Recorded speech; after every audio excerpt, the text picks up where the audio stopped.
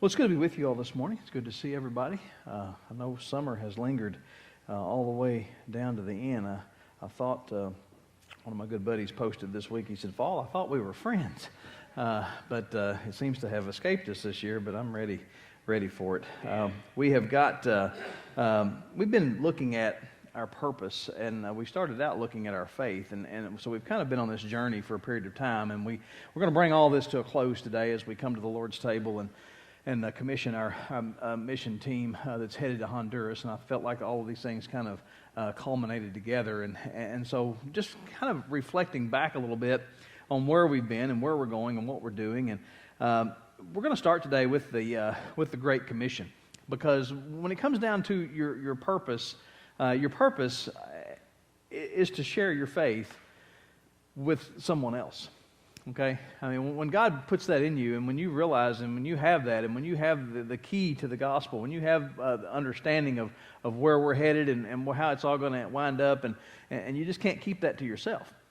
He wants you to share that with someone else. And so how you do that and where you do that, and that's kind of between you and him, but you need to be moving in that direction. So I want to look at, this is a passage of Scripture for many Christians, is something that's extremely familiar to you. Matthew chapter 28. Verses 18 through 20, and sometimes we just sometimes we start this with verse 19, but I think it's so important to look at the 18th verse because Jesus started this commission by explaining to them, "Hey, all authority on heaven and earth has been given to me." Okay. If you were questioning, I mean, this is after the resurrection. They've seen all of this unfold. They've been with him. They've been trying to figure this out. There's times when he's like, "Who does the world say that I am? Who do you say that I am?" And there's been lots of questioning back and forth. But it's down to the end here. He's given them everything he's going to give them. He's getting ready to ascend to the Father. And he just puts it out there on the line as plain and simple as he can. Listen, guys, all authority in heaven and on earth has been given to me. So what I'm getting ready to tell you now, I have the authority to tell you. Okay? This is a command, and I have the authority to give that to you, and this is what I'm asking you to do, to go and make disciples of all nations, baptizing them in the name of the Father and of the Son and of the Holy Spirit. Now, listen, going to the nations starts at home. Starts with your kids. Starts with the people that are in your home. It starts there. That's your responsibility. It's not, this whole, if you ever heard somebody say, "Well, I'm not going to take my kids to church, I'm just going to let them grow up and choose that on your own," that's bad parenting and a bad idea, okay? It's not biblical at all, and it's not any good.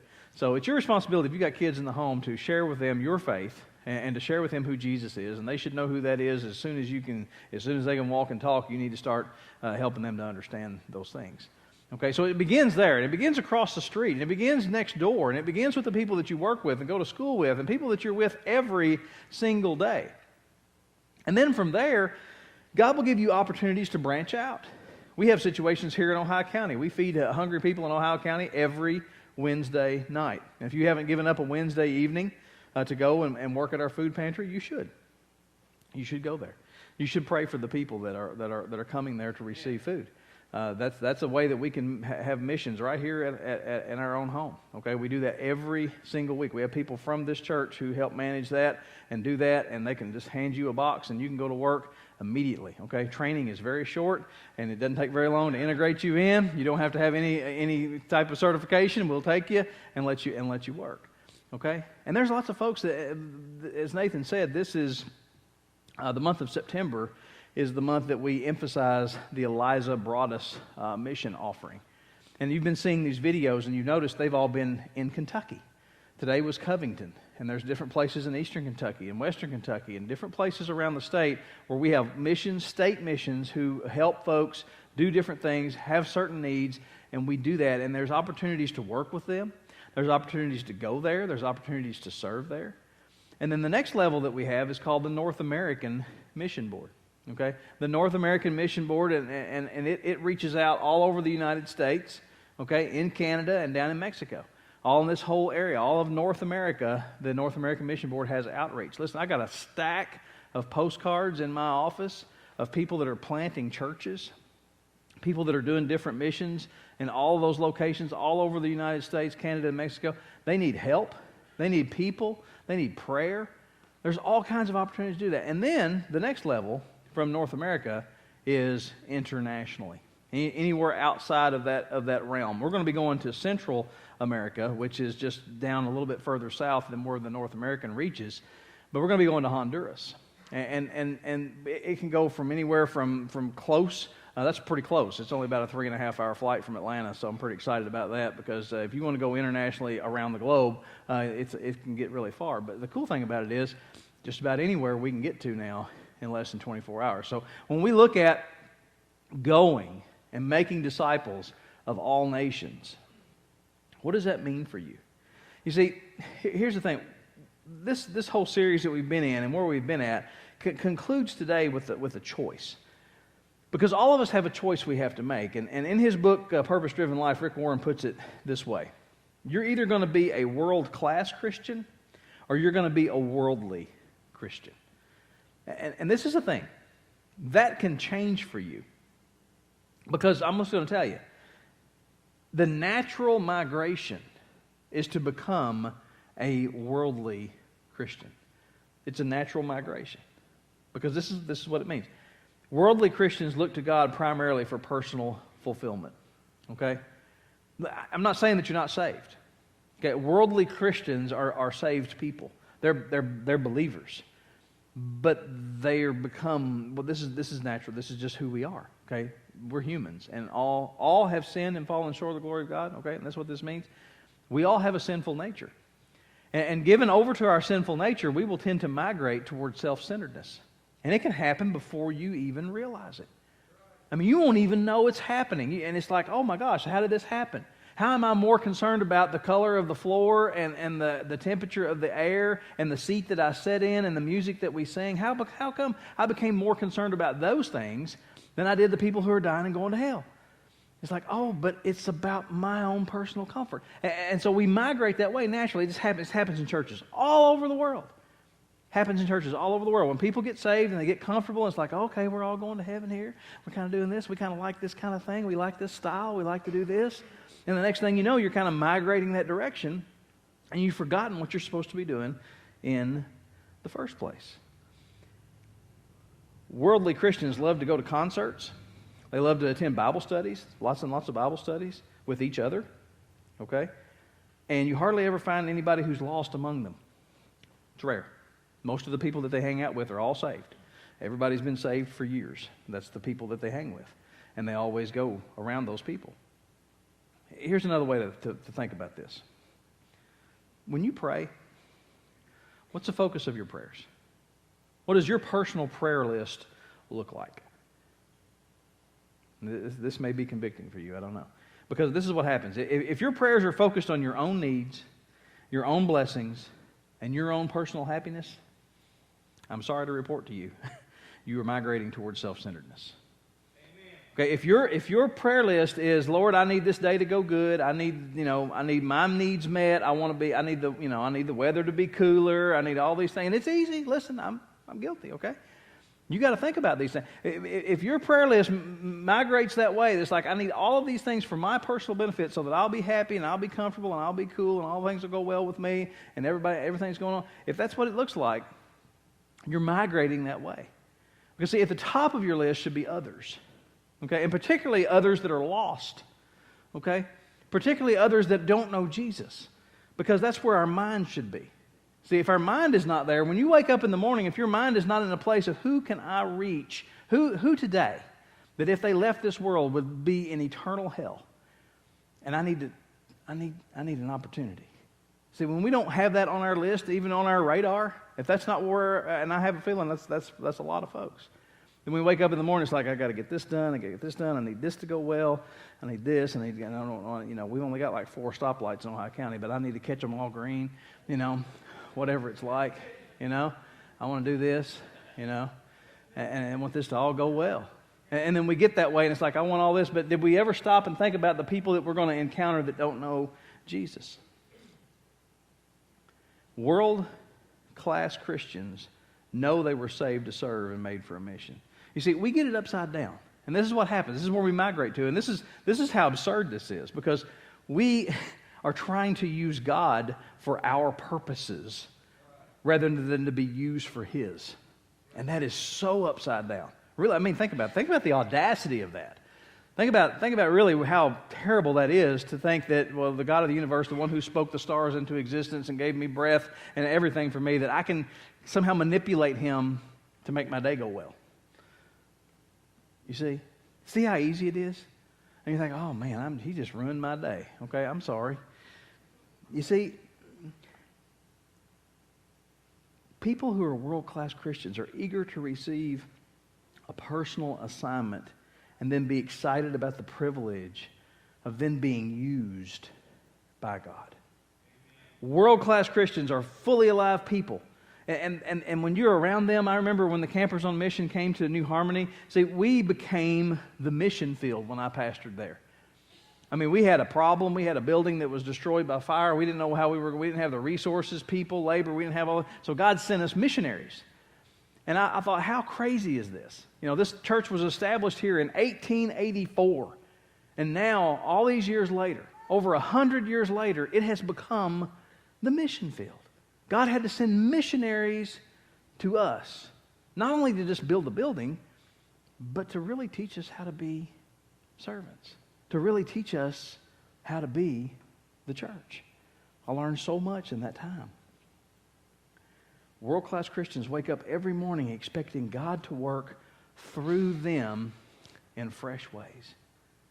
I loved going down in the morning when they were there to pray with them because of their expectation of what God was going to do that day. It was amazing to watch him work. And they expected it.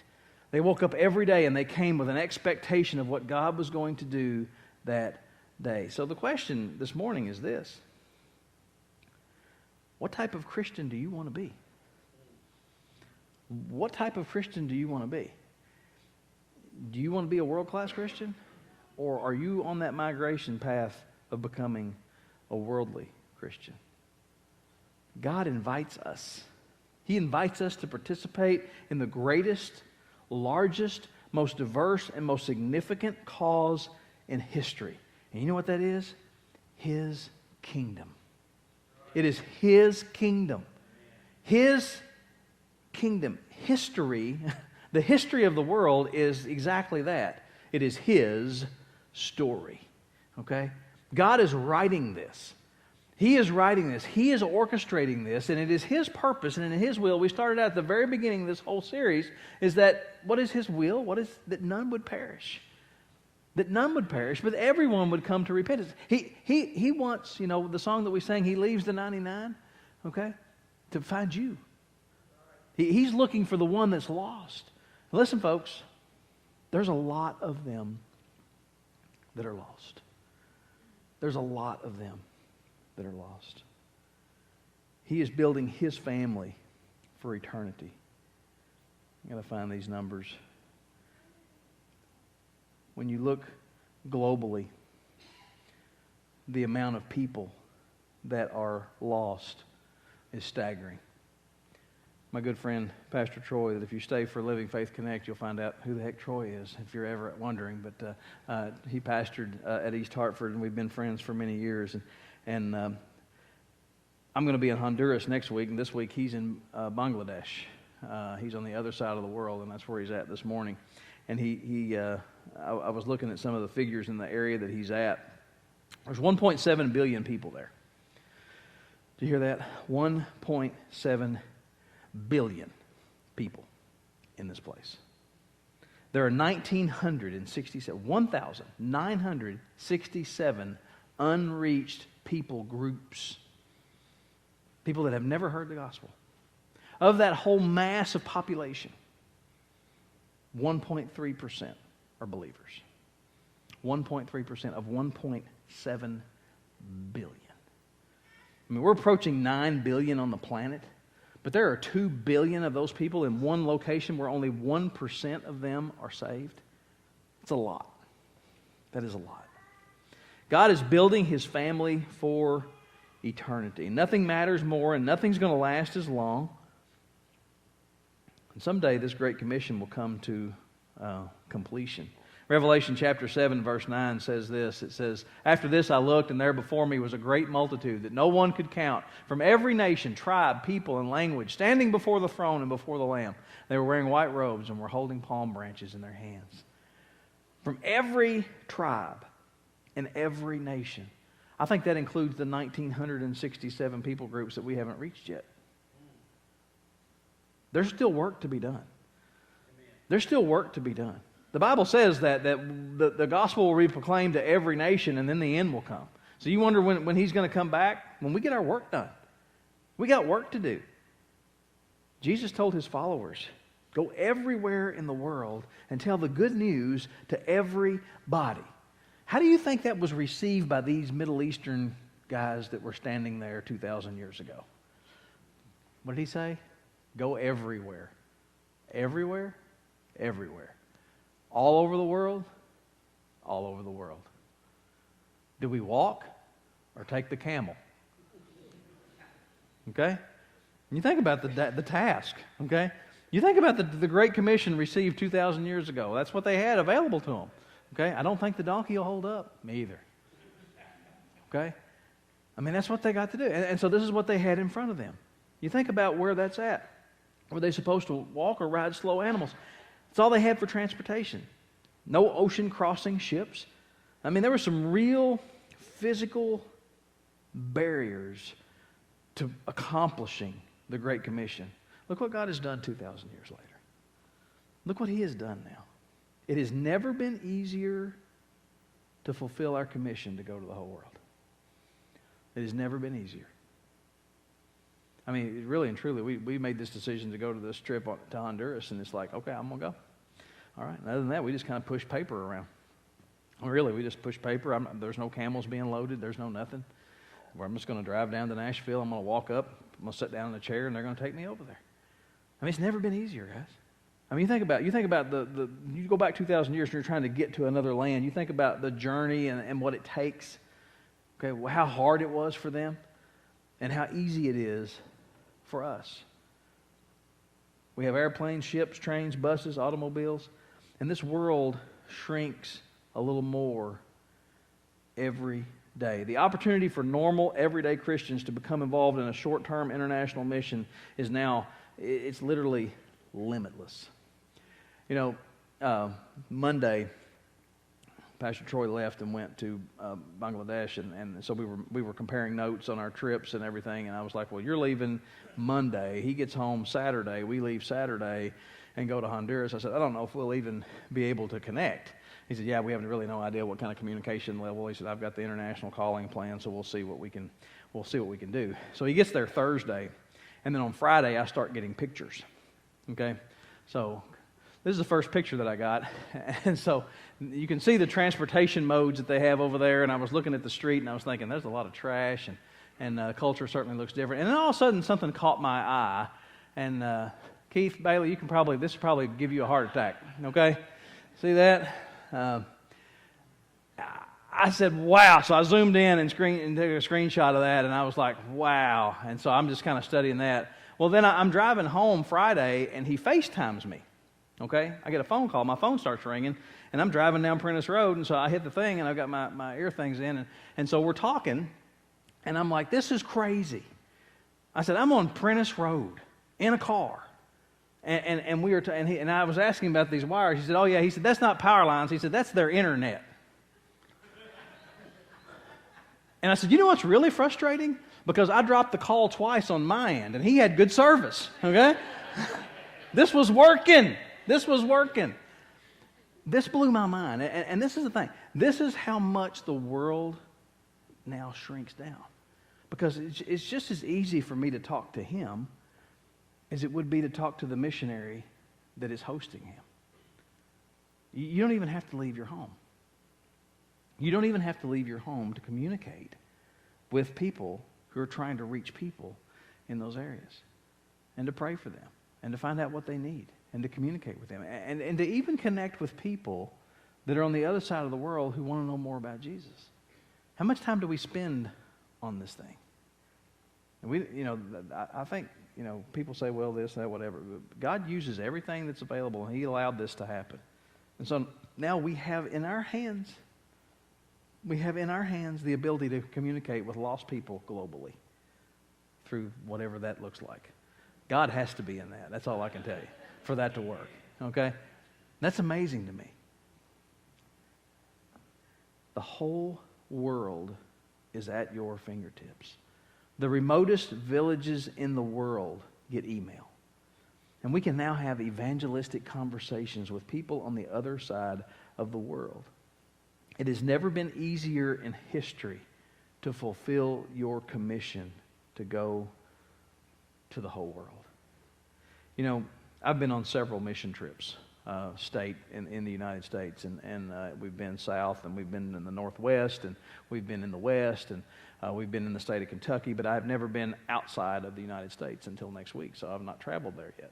And for me, that was a big deal, and just trying to get the time more so than really having a fear of it, just trying to line those things up. And so you guys know how precious my breaks are. Fall break, spring break, Christmas break, those things are very, very special. And we've used those throughout the years to do different mission trips. We've gone, Sandy and Taylor went to Pascagoula. We took a spring break and went to Macomb, Mississippi. We took a fall break and went to Colorado. So different things that we've done. And so the thing that you have to do is you just have to look for the opportunity that you have and then just say, I'm available. And that was what I kind of posed to Michaela. I said, look, you're getting ready to graduate next year. We got 4 breaks left. We have 2 fall breaks, 2 spring breaks, if the Lord gives us that. And I said, so it's up to you. I said, I think we should take one and go, at least one. And so we made the decision to go to Honduras this fall. And so we're getting ready to travel over there. And the thing of it is, when you make yourself available, we have no idea how God's going to use that. We have no idea what He's going to do with that. It's one of those things that, you know, there's always language barriers, and there's things, and one of the things that I invite you to pray for me. Tuesday night I get to preach in a church that I don't even know where is, and I'm going to be speaking through an interpreter. I've never done that. I've never preached and had somebody talking beside me, telling the people that are in front of me what I'm saying, and then me doing it that way. And so that's going to be a neat opportunity. But that's one of those things that's like, okay, I don't want to mess this up. But God will take care of that. When we make ourselves available to Him, He always does. He always takes care of us, and He always leads us, and He always uses those things to help us to grow. The only barrier to reaching out to the world is not any longer the physical, okay?